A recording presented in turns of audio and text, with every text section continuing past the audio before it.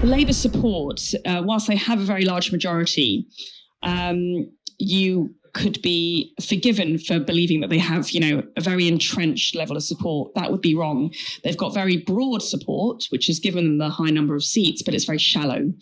In many Labour seats, Reform came second, actually, which indicates the strength of feeling for the Conservative policies that Reform were offering.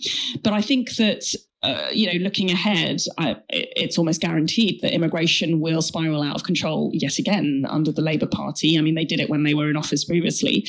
That time they granted an amnesty to illegal migrants. I think they will probably do the same again.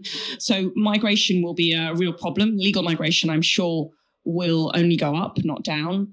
They will not stop the boats. We can be guaranteed about that.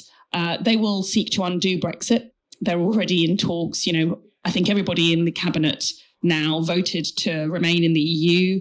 Many of them campaigned for a second referendum and to undo that historic vote in 2016. I'm convinced that they will try and undo the Brexit referendum, de facto or de jure. They will do it explicitly or implicitly, but they will undo it. There were too many irreconcilable differences between myself and the cabinet on immigration in particular, whether that was how, I really wanted to cut overall legal migration, cut the number of visas by applying a series of measures like raising the salary threshold, putting a cap on overall numbers, limiting the number of international students that were coming into the country.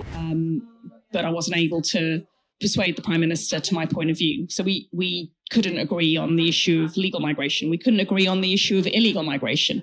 I wanted us, my firm view is that we had to leave the European Court of Human Rights so that anyone who arrived illegally in the UK on a dinghy, on a small boat, could be very quickly removed thereafter to a safe country like Rwanda. To do that, we need to exclude all of the human rights, the expansive human rights regime coming from Strasbourg.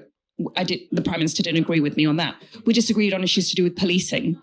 We've had a real problem in the UK of anti-Semitism, of pro-Palestinian marches, propagating racism, thuggery, harassment in our streets, extremism in our streets, frankly.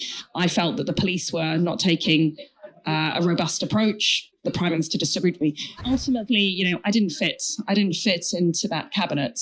And that's why I couldn't continue in it.